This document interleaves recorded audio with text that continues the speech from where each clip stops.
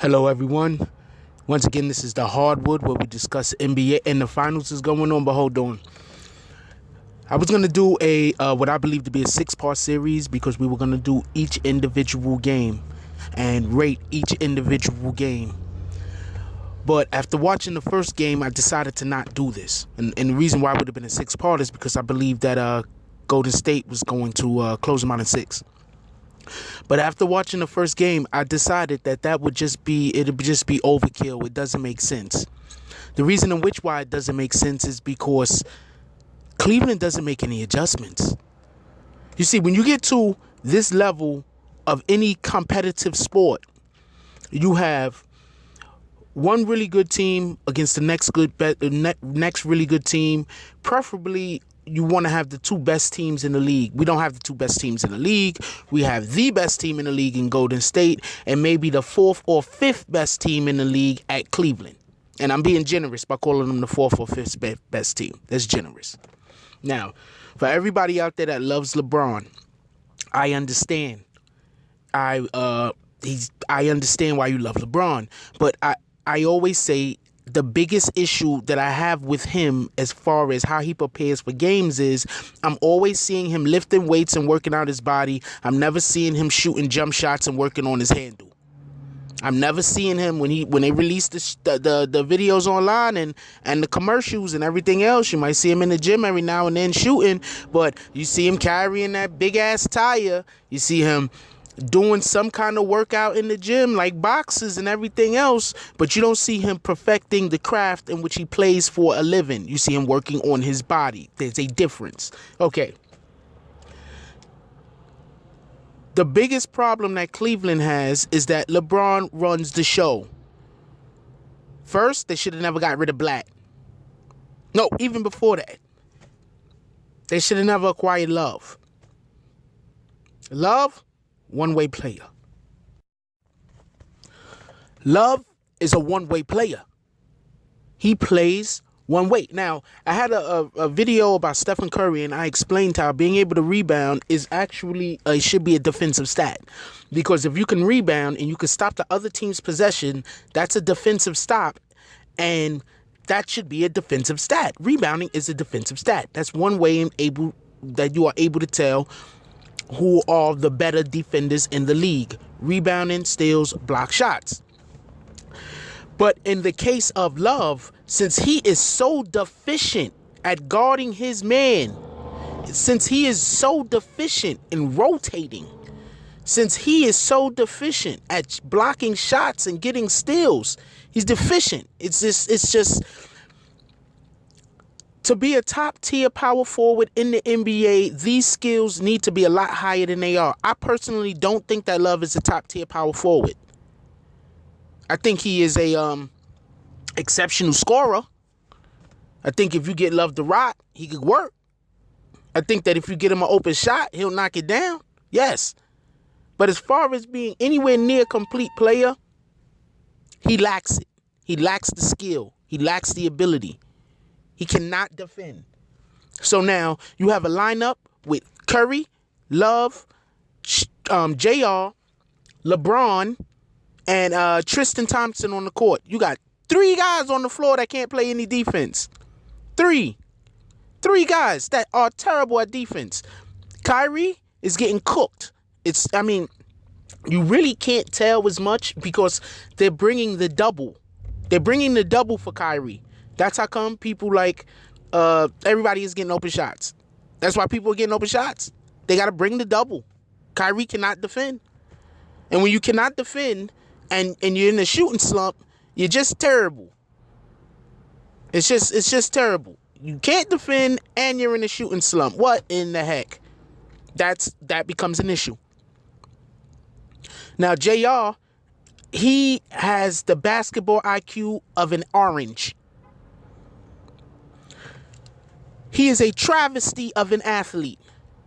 To be so athletically gifted, so phenomenally athletically gifted, and having such a low IQ at the sport in which you have been crafting your athletic ability for is a travesty. This Cleveland Cavaliers is the perfect example of why management is management. Why you hire executives. Why you do freaking research. Why you just don't say, I like that guy, put him on my team. That guy, I like him, put him on my team. That guy right there, put him on my team. I remember everybody was talking so bad about Carmelo Anthony. When Carmelo Anthony had Shump, who can't play offense, but he could play D. But he hasn't been able to stay in front of. Actually, I haven't even seen them putting him on Curry, but Curry isn't doing anything. It's 29 points in 2 games. One game he had 11, the other game he had 18. So Curry isn't even killing you.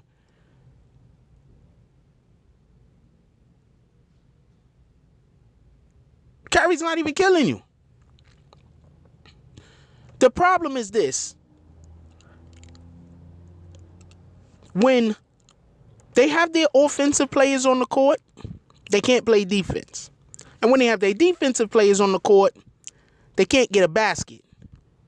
So during the course of one of these events, Golden State is going to go on a run. Facts. A lot of the time, it seems that when Curry comes out of the game, they take their better defenders out of the game. And that's why in the first game, they went on a, 19-6 run, something like that. And in the second game, they went on a 25-15 run.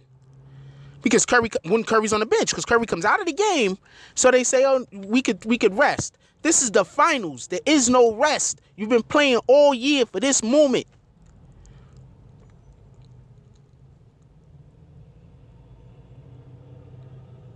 Their coach makes no adjustments. Why haven't I not seen Mozgov? Was that too many negatives in that sentence? Why have I not seen Mozgov?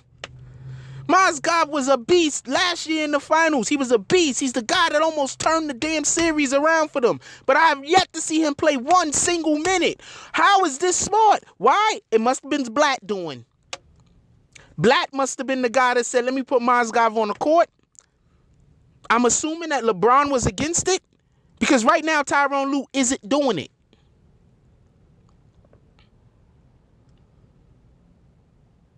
Just because you're the best player on your team doesn't mean that you know what's best for the team. Let the coaches coach and the players play.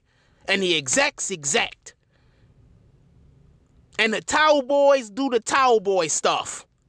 And the refs ref. These guys are trying to get calls every time. They flopping right and left. They try to get calls. They not getting the call and then Golden State is scoring or getting the advantage. J.R. Smith, every time he goes anywhere near another individual, it seems like he somehow throws himself to the ground.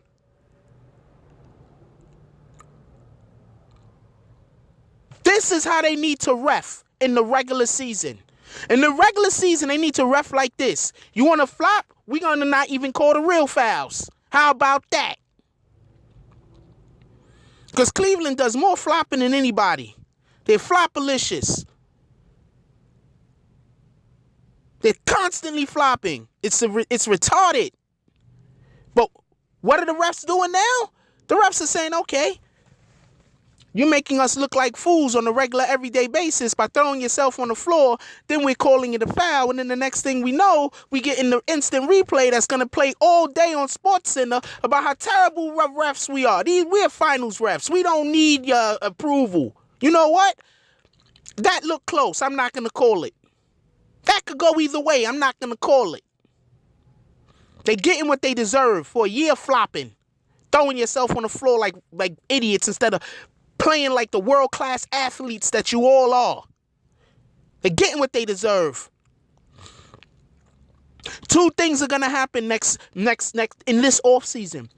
I'm telling you, 2 things are going to happen.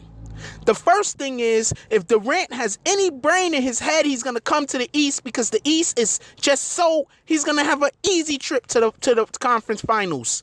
He's going to come to the East. It's just going to be, who is he going to play with? Is he going to play with Wall and his team, who already has a pretty good team? Or is he going to play with Melo and Melo don't really got nobody with him right now. Pardon me, Porzingis. That probably is a little bit better of a look then, because Porzingis is young. Porzingis is also a stretch at the 4, but they were trying to turn Ibaka into. But hold on, let's get back to these Cavs. This is the Cavs' main problem. They have a bunch of one-on-one players. Kyrie, one-on-one player. Throw him the ball in space, get out of his way. Love, one-on-one player. Throw him the ball in space, get out of his way. JR, one-on-one player.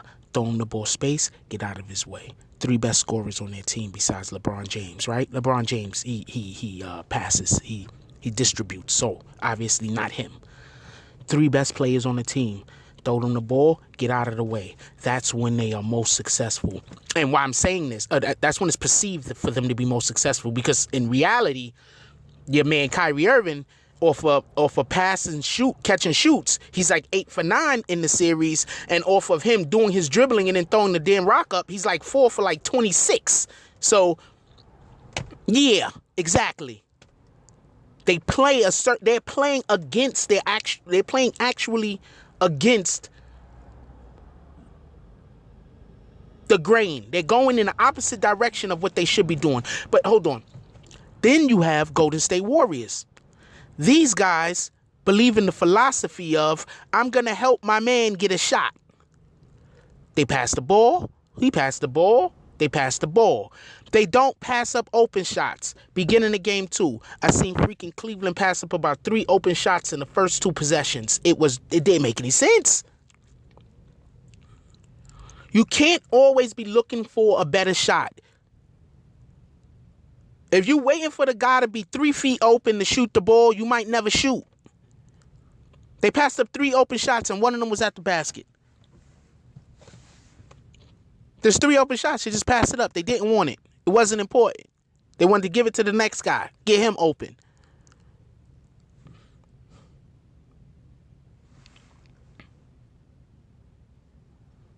That logic doesn't work. So yeah, I can't do a game-by-game synopsis of what's going on, because what's going on is basically the same thing that went on last year, but with worse coaching. These games ain't close.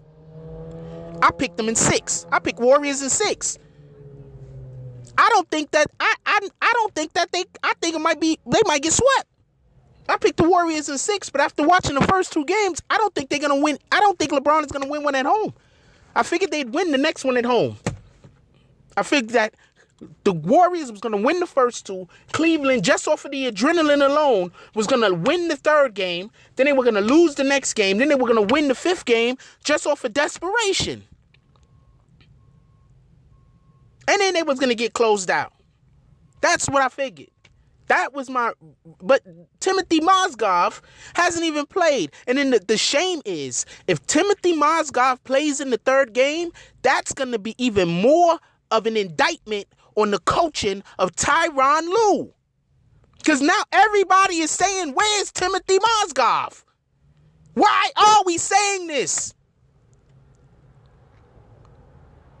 There is no reason why Timothy Mozgov should not have been getting 15 to 20 minutes a game against a team that, okay, hold on.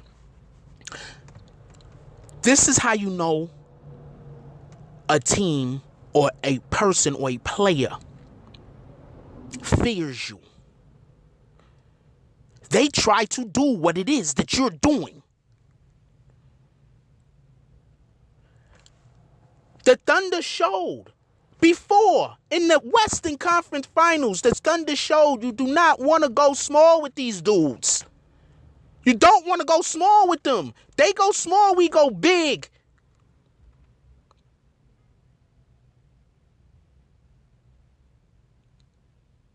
It's just, Steph just wasn't going to let them lose that series. So that's just that. Steph and Thompson, they was just not going to let them lose that series, and that's that. That's just the way that went.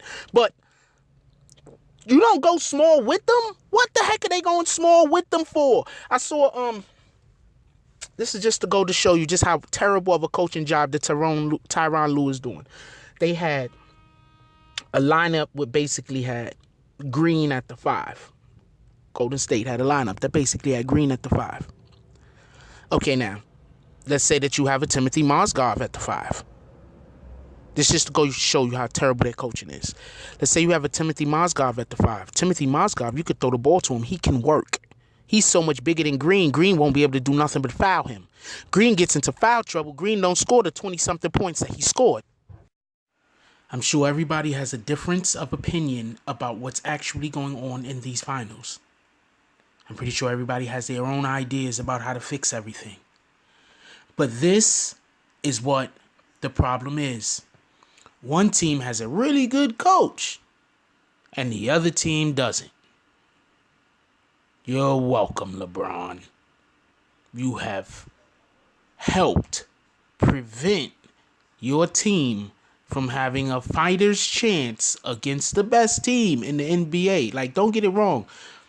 Warriors is the best team in the NBA, so you don't really got to feel but so bad if you go to 6, like I thought you might. But if y'all get swept, if y'all lose this third game, if y'all don't pull this third game out, it's a wrap.